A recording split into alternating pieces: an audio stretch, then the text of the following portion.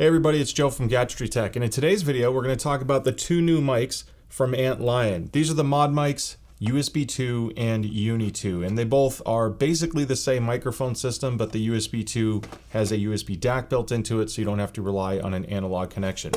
This review is going to be a little bit more of a grassroots style approach. I'm not going to do like a lot of fancy B-roll and stuff, but it's important to talk about why you would consider these. So if you are unfamiliar with Antlion and the ModMic series, they are basically universal standalone microphone solutions with a mounting mechanism designed to work with any headphone, provided you can of course spare about the size of a pea as far as adhesive goes to mount this microphone system to your headphone.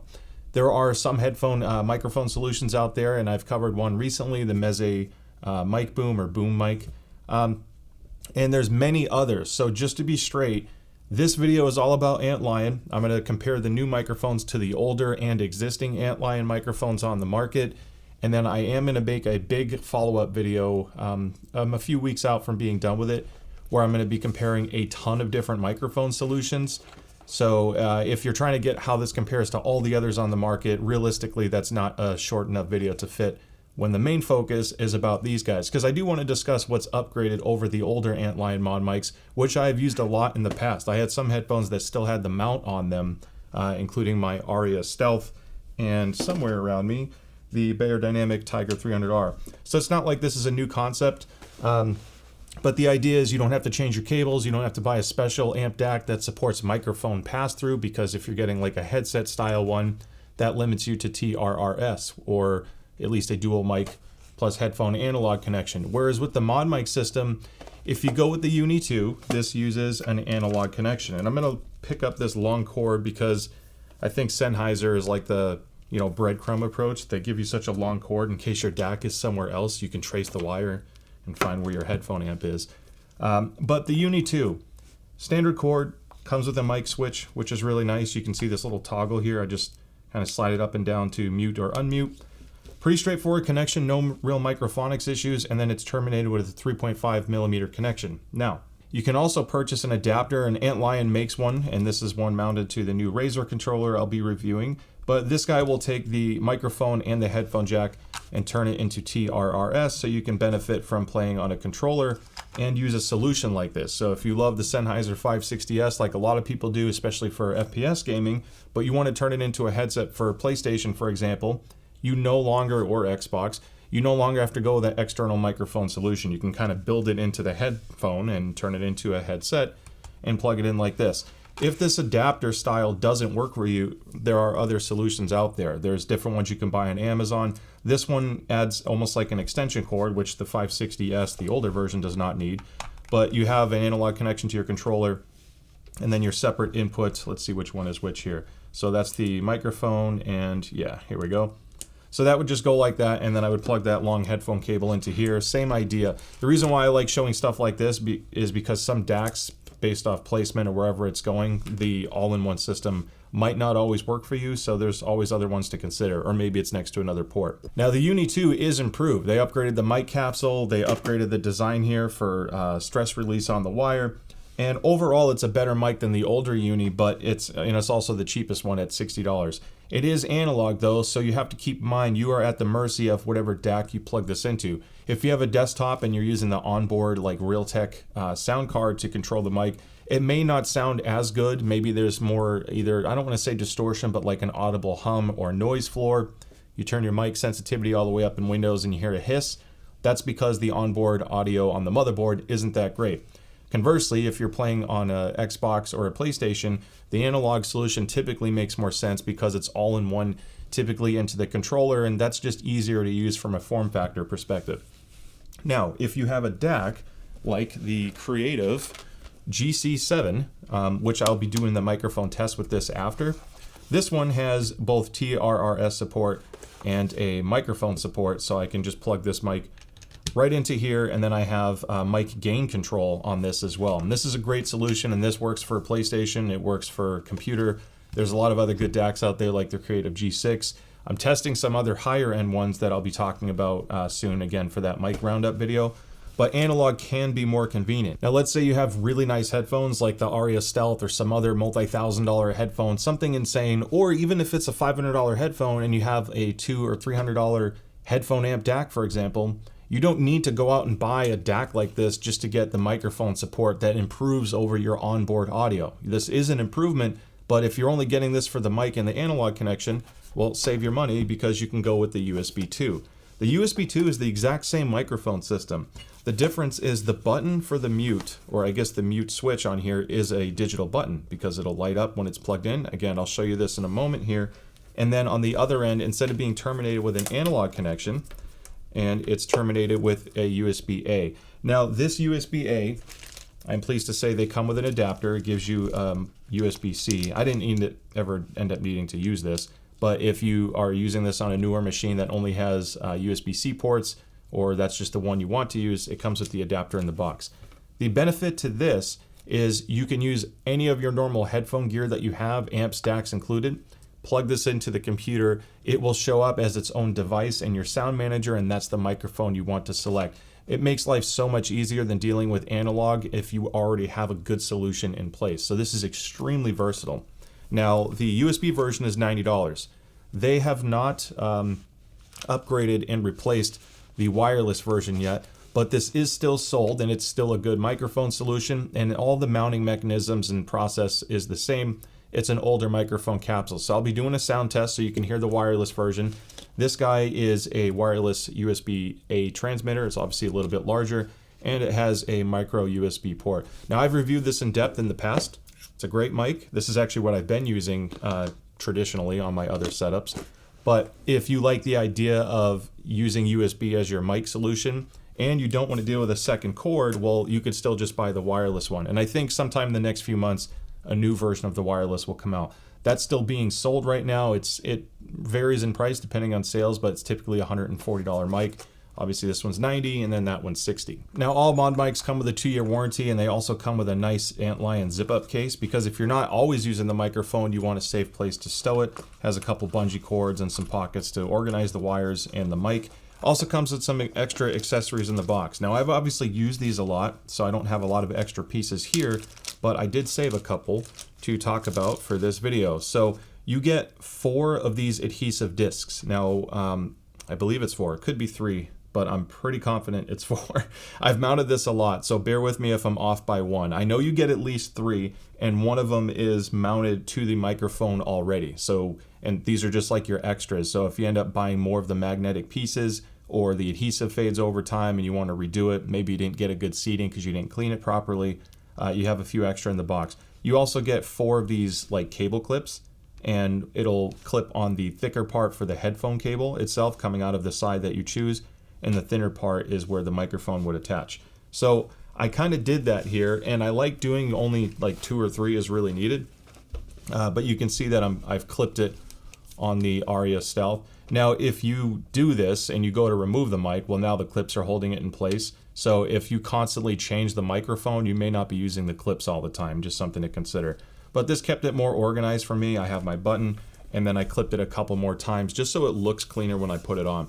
If you only have 1 or 2 headphones and you don't switch it often, this is a nice clean solution. It actually makes it easier to live with every day. When you're actually cleaning it, it comes with a single wipe. I wish it had a couple extras. Otherwise, if you need to purchase your own, use 70% isopropyl alcohol. Don't go with the really strong stuff, because depending on what you're cleaning and prepping, you might cause issues to the finish. But you can see how easy this is. It's a really strong magnet.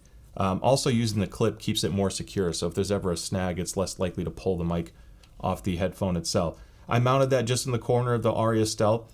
Ideally, what you want to do is clean the general area you want to place it on. I just honestly go into a mirror, a room with a mirror. I step in front and I look at the mirror once the microphone's generally lined up. You want to get a really good idea of where to put it before you peel the adhesive off. So this is like a multi-step process. Clean it, hold it in place, make sure the boom is relatively straight to get it where you want, because you don't want to have to do like major adjustments later. Once you feel like you find a happy spot, obviously the mount will still be on it. You peel off the adhesive, and then slowly put it in place. Hopefully you're good enough to read what you're seeing in a mirror. That's the best solution I had because it reduced, and I've done this multiple times with a lot of different headphones, this minimized the chance for mistakes. I think it was my Bear Dynamic one. I don't even know if I already took the piece off or is my older hi-fi min mount, but I had it like too high and I always had to bend it down to get it to fit. On that note, so let's take this off so I can show you one other thing. On the Antlion microphone system, you have a microphone symbol here. That is the side that needs to be facing you. On the back side, you have the Antlion logo. So if you're unsure of which way to face it, that's how you want to orient it. Now this is adjustable. You can actually flip this to go the other way, and you can rebend these wires in case you want to flip it to go on the right side instead of the left. I strongly recommend not bending this and tweaking it because to me, I could never get it to be as good as it came from the factory. So you're better off just kind of committing to the side that it's designed for, which is typically the left. It just depends on which one you get, but I think this one was originally set for the right, or it was twisted and I did something dumb and had to reposition it. But those are the tips I can give, at least for cleaning and prepping. All right, so this is what my voice sounds like using the ModMic Uni 2 with straight analog connected to the Sound Blaster GC7, which is then just being used on Sound Recorder and Windows. I'm not doing any changes in post-production. There are no filters in place, but this is what my voice sounds like both from clarity and tonality. And just for comparison's sake, this is the exact same gain, same exact settings and everything, but this is the older ModMic Uni using the same analog connection. So I just wanted to use this one in the middle between both so you can hear how the old version compares. And this is what my voice sounds like using the new ModMic USB 2. Again, it's the same upgraded capsule as the Uni 2, only I'm leveraging the universal DAC built in. If I hit the mute button right here on the mic,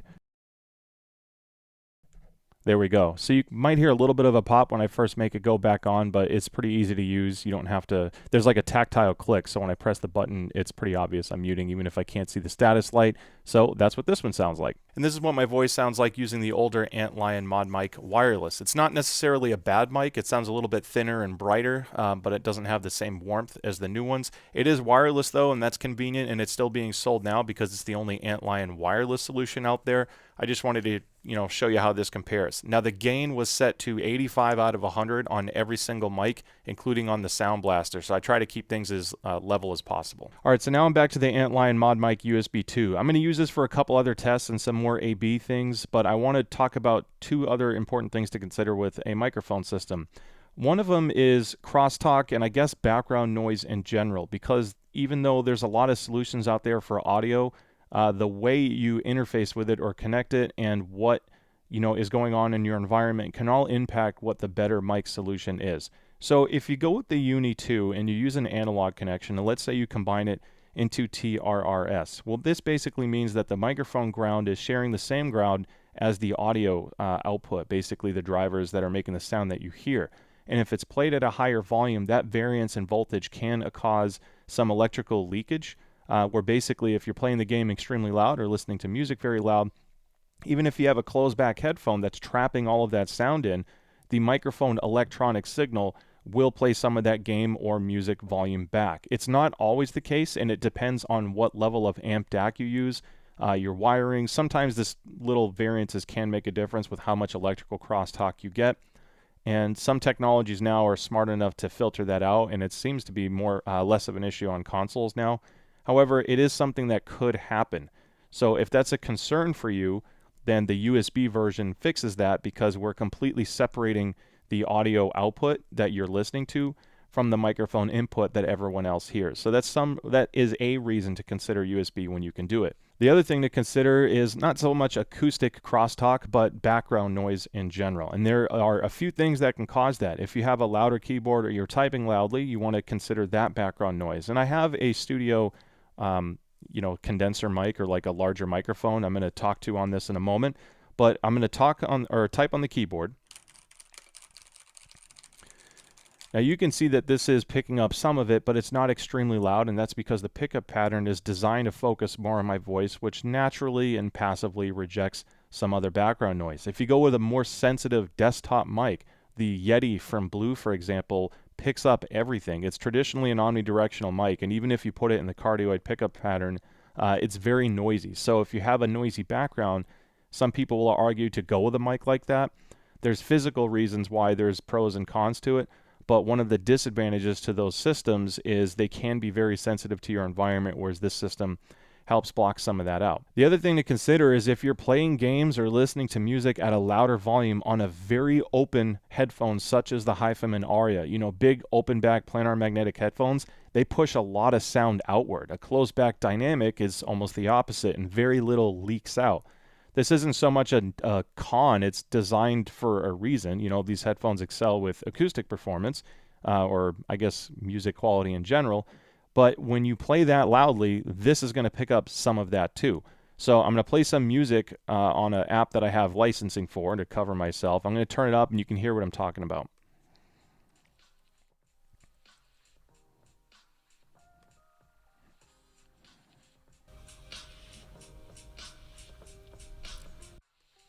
So that kind of shows what I'm talking about. Just keep that in mind that you can't perfectly prevent this, even if you go with USB, because you're thinking you're blocking out that analog crosstalk. Anytime you have a very open headphone, doesn't matter if it's the ModMic or another microphone solution, it's going to pick up some of that noise. Now, just to quickly show you some differences in sound quality, that is an Audio-Technica AT897 shotgun microphone. This is the Rode PodMic, and this is the USB version, but which also has XLR. That XLR is going to a 32-bit floating point field recorder, and then I have the Antlion ModMic. So this is what my voice sounds like on the Audio-Technica shotgun mic. This is what my voice sounds like on the Rode PodMic. And this is what my voice sounds like using the Antlion USB 2 mic. Now, all three of these could be considered to have good sound quality, and there are pros and cons to all of them. Obviously, the Audio-Technica system is a bit different having a shotgun mic, but I think a lot of people don't ever consider those because you can kind of put them off screen. They're just physically much larger and longer, and mounting them becomes a challenge.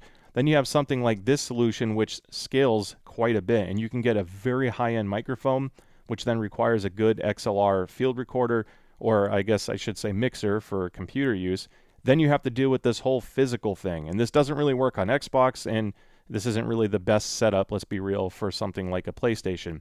So when you consider the fact that you can move all of this out of the way and not deal with a more cumbersome setup for your desk, maybe you just want something cleaner that sounds good enough. This is where things like the ModMic and other solutions that connect directly to your headphone help. You have the benefit of always having a proximity effect regardless of where your head is. When the microphone's closer, you get a little bit more warmth. Just place it carefully to not catch too much breath from your mouth, or you deal with plosives. But I love this solution because I don't like to constantly hold over a studio mic to talk to my friends. If I'm gaming, especially if I'm playing like a sweaty, Call of Duty match or some first-person shooter game, I'm moving around a lot. This is always putting the mic in the right spot. People can hear me clearly, whereas that solution is going to sound great in an ideal setup, but if I'm not in the right spot, you lose some of that. So in summation, this is a wonderful solution because it works on damn near any headset or headphone. It literally just physically mounts to something you wear on your head. I've even seen solutions from people, and this is a shout out to another YouTuber. He's a really nice guy, runs a smaller channel, Side Salad Audio, and he's now Side Salad Tech actually because he's doing more coverage. He used a ModMic solution on a VR headset, which was really, pretty slick. So you can use your imagination on where the pros and cons lie of this, and there are other solutions that give you a microphone setup on the cable itself. If you have a lot of different headsets and headphones that use different terminations, Sennheiser has that single entry point. The 800S is a totally different plug. You have whatever I'm wearing, the Antlion Aria dual 3.5, which benefits from some other mic solutions. So if you have a ton of different headsets and headphones that have all different terminations, something like the ModMic setup is extremely versatile because you can buy one that works on all of them regardless of what headphone or product you have. And then the other benefit of that is because it's its own standalone connection, you also don't have to invest in a specific amp DAC to use an inline system as well. So with that being said, I hope you found this video helpful. Like I said, I'm going to do a huge roundup where I talk about all kinds of microphone solutions out there, but I wanted to do a dedicated video specifically on Antlion because as you can see, there's a lot to cover and consider, and I hope you learned a little bit more about this mic and how to set up your audio solution at home or wherever you are. With that being said, thank you so much for watching and making it to the end. Don't forget to like and subscribe so I can see you at the next video. Stay safe, and I'll see you next time. Bye.